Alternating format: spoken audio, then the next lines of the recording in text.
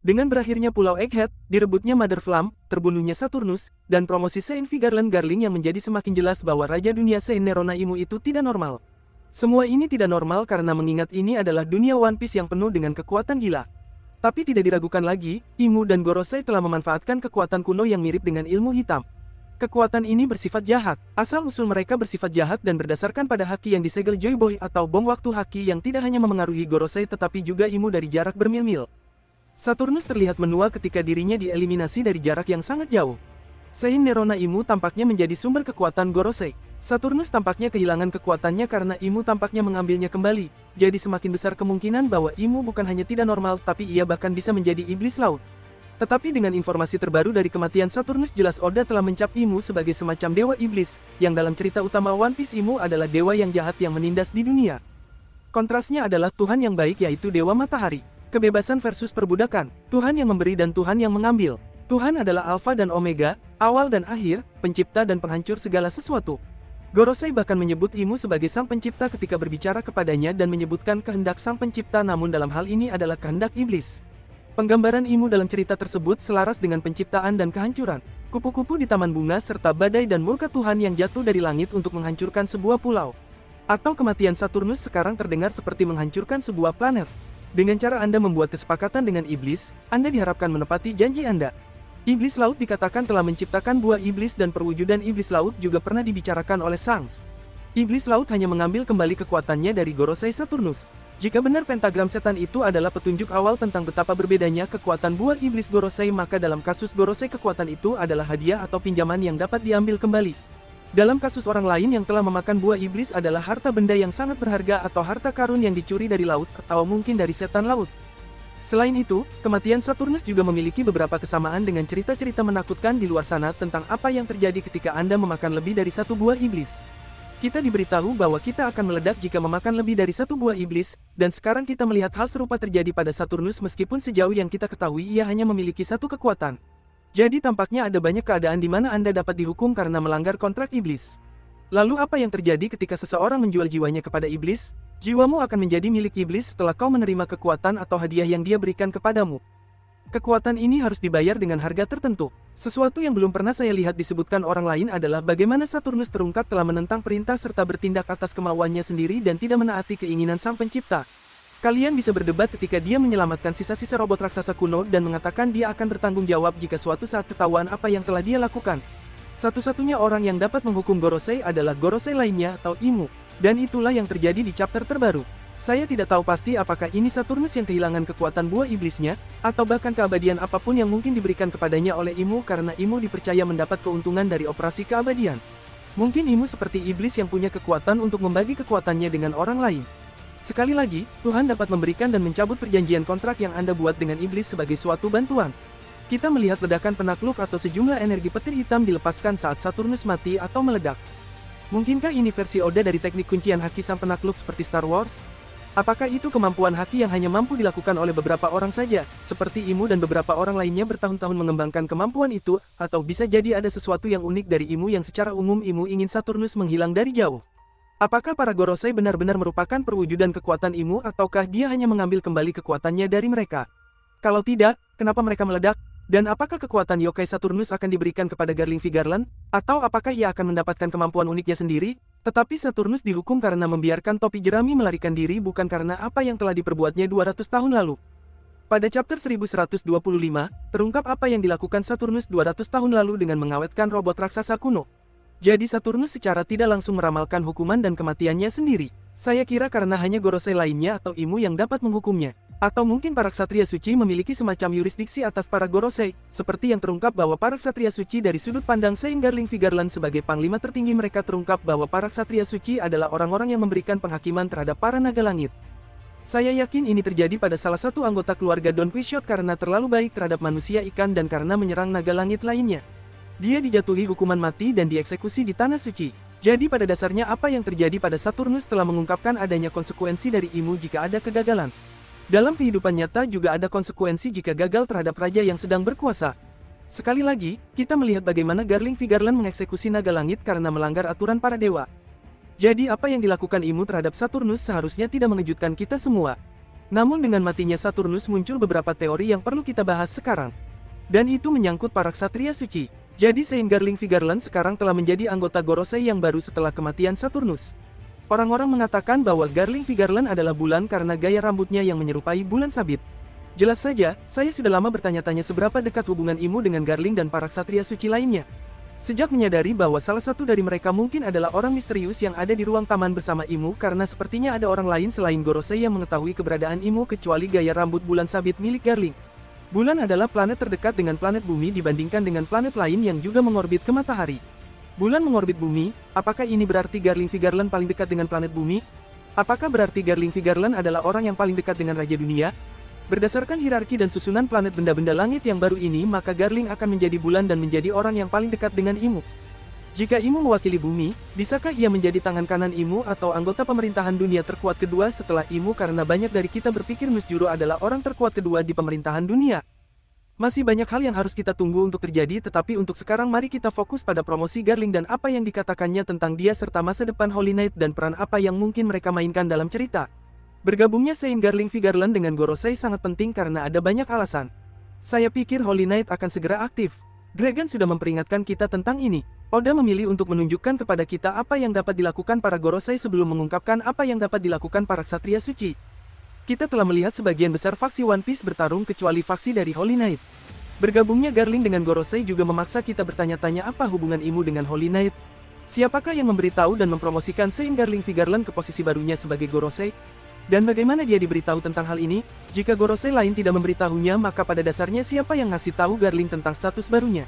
Apakah Imu mengirimkan seorang utusan? Atau dapatkah hal itu dikomunikasikan ke pikiran Garling dengan cara yang sama seperti Saturn berkomunikasi dengan Gorosei lain selama akhir Pulau Egghead untuk pemanggilan mereka? Atau dengan cara yang sama seperti Imu berkomunikasi dengan Saturn saat ia dieksekusi atas kegagalannya? Jika pikiran mereka terhubung dan jika Imu berhasil berkomunikasi langsung ke pikiran Garling, maka mungkin itu akan menunjukkan bahwa Garling dan para ksatria suci lainnya memiliki kekuatan yang diberikan kepada mereka oleh Imu sama seperti yang terjadi pada Saturnus. Dan kekuatan itulah yang mungkin diambil kembali dari tubuhnya saat ia meninggal. Apakah itu berarti para ksatria suci juga abadi dan mereka tidak dapat mati sehingga menjadikan mereka seperti mayat hidup? Tetapi itu tidak masuk akal, mengingat Garling sudah jelas menua dibandingkan saat ia masih muda. Meskipun kami belum tahu seperti apa sebenarnya warna rambutnya. Mungkin beberapa ksatria suci diberi keabadian seperti Gorosei. Setidaknya Garling sekarang harus menjadi abadi seperti yang dikatakan Gorosei lain, tidak lagi menua, tidak bisa mati, jika dia benar-benar akan menduduki posisi itu dan menggantikan Saturn. Garling sebelumnya merupakan panglima tertinggi para ksatria suci, dan kini dia merupakan salah satu dari 5 tetua. Jadi para ksatria suci akan membutuhkan panglima tertinggi yang baru, yang berarti harus ada seseorang baru di tim ksatria suci atau orang yang sebelumnya di bawah komando Garling yang layak menduduki pangkat yang sama dengannya. Seharusnya ada komandan ksatria suci baru yang mampu memimpin pada tingkat yang sama sebagai pengganti Garling Vigarland. Kecuali jika Garling entah bagaimana masih menjadi pemimpin Holy Knight. Jadi pada dasarnya dia mengerjakan 2 pekerjaan sekaligus. Chapter 1125 mengungkap bahwa perekonomian di Tanah Suci sedang sulit.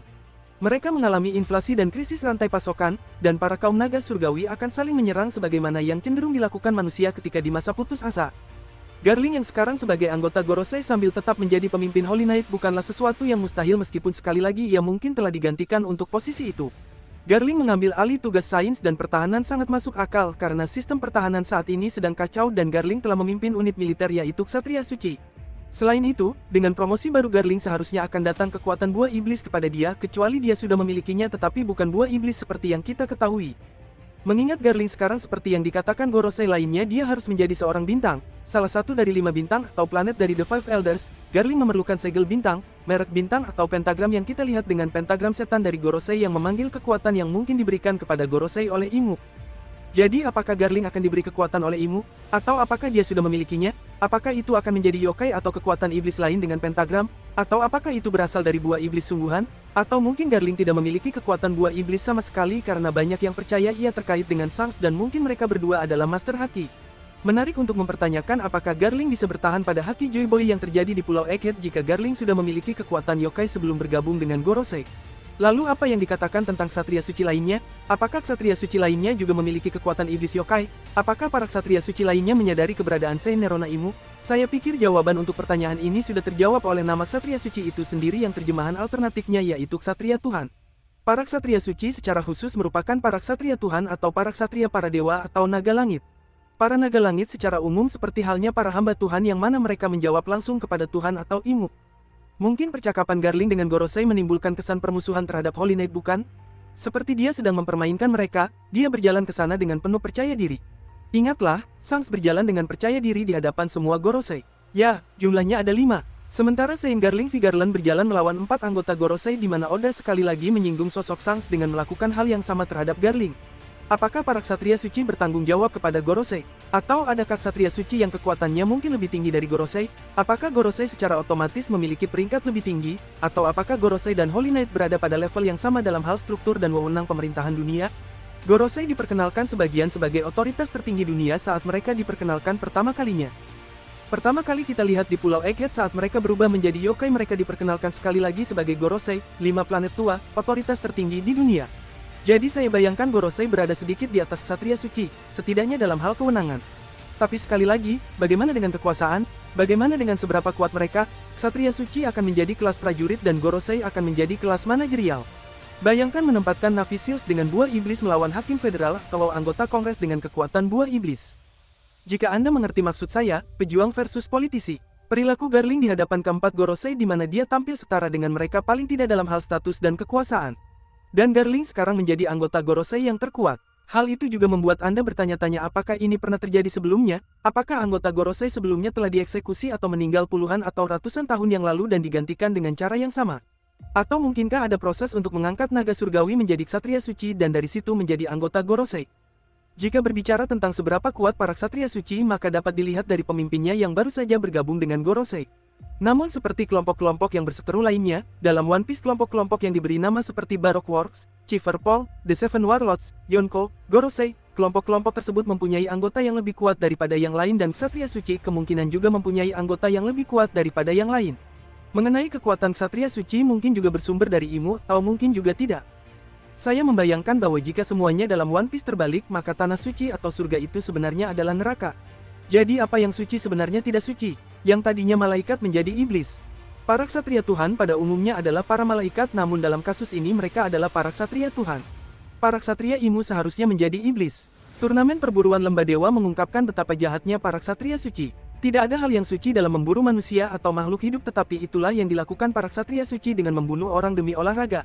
Jadi, apapun kekuatan yang dimiliki para ksatria suci, kekuatan apapun yang dimiliki Garling akan dapat menimbulkan ketegangan bagi keanggotaannya yang baru ditahbiskan. Kekuatan ini seharusnya merupakan kebalikan dari kesucian. Seharusnya tidak suci tapi rusak dan jahat. Sesuatu yang masih kita dalami setelah kejadian di Egghead, karena itu berarti kita dapat mengharapkan lebih banyak yokai atau kekuatan iblis yang akan diperkenalkan dalam waktu dekat. Satu-satunya kemampuan yang menurut saya paling kita nantikan adalah Garling. Dan di samping mitologi mengenai kekuatan buah iblis mereka maka para ksatria suci ini mungkin mengambil beberapa inspirasi karakter dari para ksatria Tuhan. Dalam agama, malaikat agung berada dalam hierarki malaikat dalam hal kepentingan dan kekuasaan mereka. Nama-nama yang terkenal di antaranya adalah 7 malaikat agung dalam agama Abraham yaitu Yudaisme, Kristen, dan Islam sebagai berikut. Michael, dia adalah pelindung dan pemimpin pasukan Tuhan serta dikenal sebagai malaikat agung yang terhebat.